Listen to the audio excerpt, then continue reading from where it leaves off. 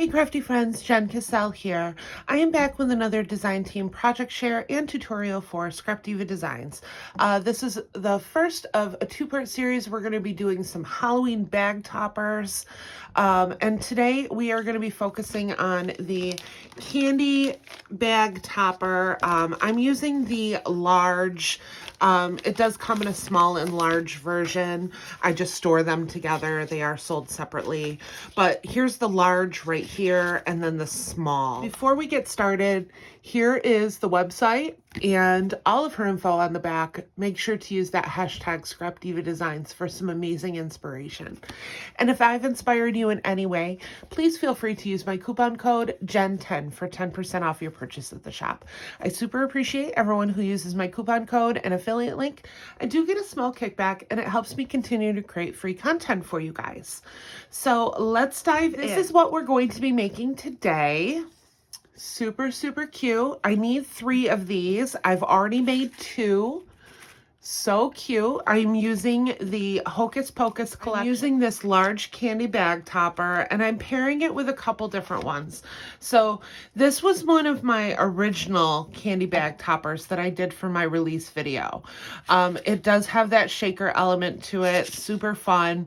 Let me see. Yeah, these are both the large ones. So I added, this candy is from the Halloween 2025 words that came out. I just added a little ephemera or a resin piece here, a little flower. And then this one, I left it more open so you could see it. And then I just added some trim at the sides. And then what I loved about this is you could make the cutest little embellishments. So this is the large one and this is the small one. So cute. So, so, so cute. But I'm pairing it today with a couple different dies. So I'm using the Halloween Words 2025 and I have both sets. I'm just, these come separately, but I store them together. So you've got a ton of great words in here. I did design these for Erica. Super, super cute. And then I've also used, this is the spider bow set. This is the original one here. So super, super cute. And for this set, all you're going to need is this small spiderweb bow in the back. Just this one I used. I have 2 completed. I need a third, so I'm going to put that third one together with you guys. And I did do, this one I did the heart background on because it comes with a heart and a stripe. This one I did the hearts, and then I have a bunch of ephemera. This is one of the chipboard in the back. I've die cut the Halloween. I did this out of foam. I did a black glitter foam at the back and then a pink foam at the top. And I've only cut the first 2 layers. I did not use the stitched layer. I wanted something a little smaller for this, so you could see a little bit more of the background in there, the shaker. And I added some flat back pearls to it. So, and then this one I have, and I use the stripe for this one, candy, and then this is one of the ephemera, and then the stars are from the chipboard. And then once again, those flat backs. The flat backs are Paige Evans, I believe, from one of her Halloween collections. So I have all of my components cut. We'll put it together on this. I did the Wicked Cute, and once again, it's just the glitter foam along with foam on top. And when I cut these, I use sheet adhesive when I'm using the word portion of it. I didn't do it on this because I'm popping this up, so I didn't need any adhesive on the back. But when I cut it through, I use sheet adhesive and I apply it to the back of my foam. I run it through so you don't have to worry about getting glue on all of this. It just cuts the foam with an adhesive sheet on the back, and it's super easy to do. Once again, I'm using that large bag topper. I've used the Hocus Pocus collection, and then I just folded it over. These super, super cute witches, and then you've got a hot pink polka dot on the back. You need one of these, and then I've cut this in hot pink. I did the stripe in a lilac color. And then I've also cut this in black, and then I just cut off the this portion right here so that I have this right here. And this is left over from another one. It's left over from this. I kept this center, and I'm going to use it as a background. I went ahead and for my acetate, and I'm using Barely Art acetate, so it has a protective cover on both sides. It's actually crystal clear when you take the covers off. But all I did was use this to cut around. I could have ran it through on my die cutting machine, but I ended up just cutting around this.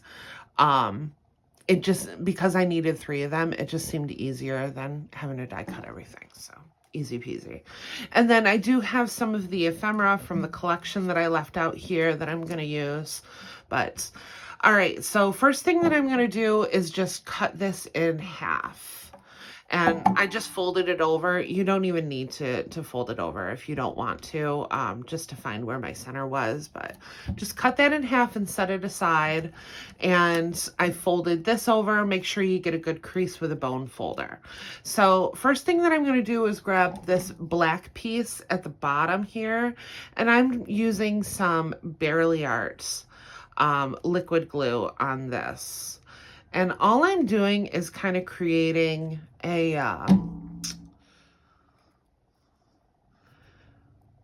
an outline for where I am going to use my foam strips. Now, you could also die cut some foam. I wanted a really deep shaker compartment, so I wanted to do mine this way. So I'm adding that background layer to it right now, and then I'm grabbing, these are foam strips. These are the 1/4 inch foam from Barely Art, and I'm gonna start about midway from the bottom. I just don't want to start on a corner. That way it just gives my adhesive a little more staying power instead of starting on a corner. So I'm just following that outline. Once again, see how this is going to start on a corner? I don't want that. So I'm going to go ahead and cut this so that I'm not starting on a corner. Okay. And then I just have a little spare piece right here that I'm going to use, and then follow it along. And I'm going to cut it to bring that here. Now I have my hot glue on. So where I joined these, I'm going to add a little bit of hot glue right here. Now I'm also going to add a touch of hot glue. I'm just running that bead right along the interior strip of my foam. And that's going to help seal this up. Just make sure you let it dry completely before putting any of your shaker mix on the inside. And I'm going to work on this portion right here. So I am going to grab my liquid glue for this, like this.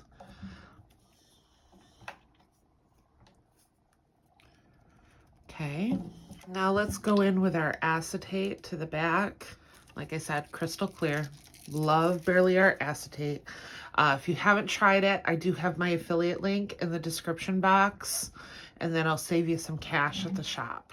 So I'm going to turn this over, and once again, I'm using my liquid glue, and I'm going all the way around, and I'm even hitting these stripes too.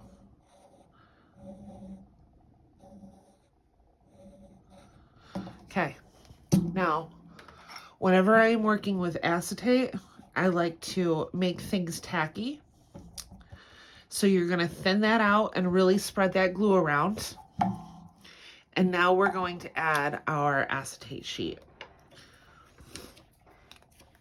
You want the acetate to hit something tacky, not completely wet. And that'll really help grab it so that it's not floating around all over the place on you. See that? Like, it's not going anywhere. Just keep it tacky. All right. Now I'm going to go through and I'm going to cut these off just like you did for that black piece. I'm going to cut them off. And now let's grab our spider web. So I'm adding just a tad right here. I do like to work on a grid pattern for this. I want to make sure that everything is looking pretty uniform for this. We're going to add these pieces to the top.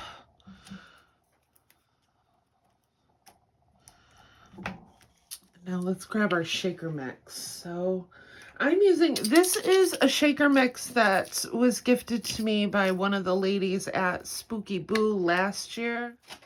I'm going to add to it a little bit.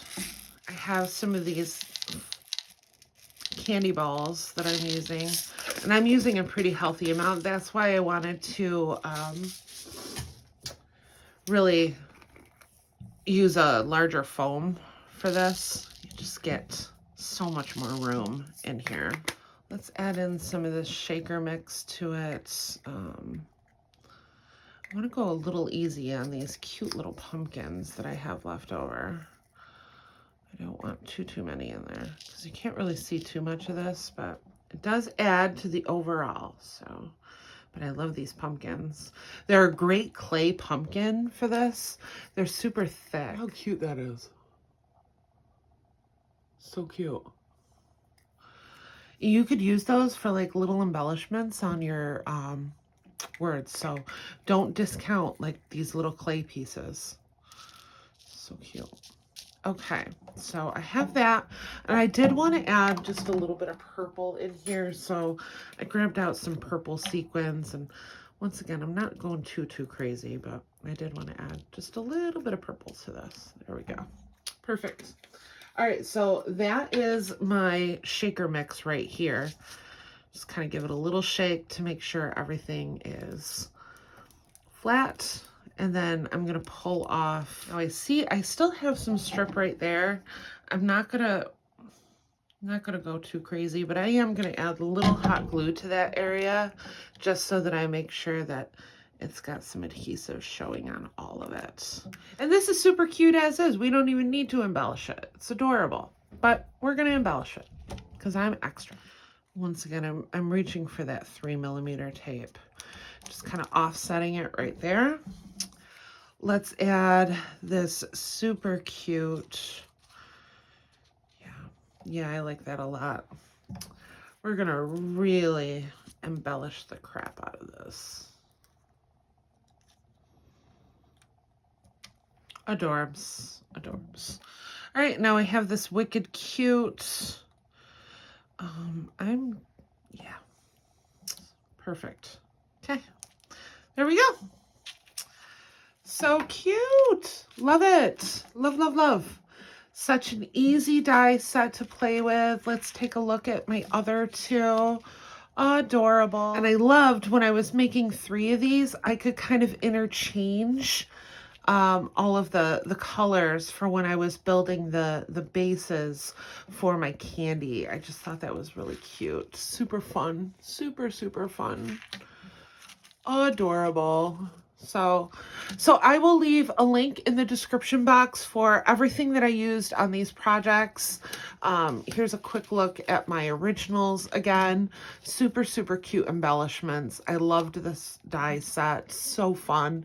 And you could do this. I could see it for, you know, birthdays, Christmas. It's a versatile Easter. How cute would that be? Some little Easter candies. How adorable. So definitely not just for Halloween. So thank you. Once again, here is her website and all of the info. And if I've inspired you in any way, please feel free to use coupon code JEN10 to save at the shop. Check that description box for everything you need to know. And if you like this video, don't forget to give it a thumbs up and hit that subscribe button for more crafty content. I'll see you in the next crafty video. Bye!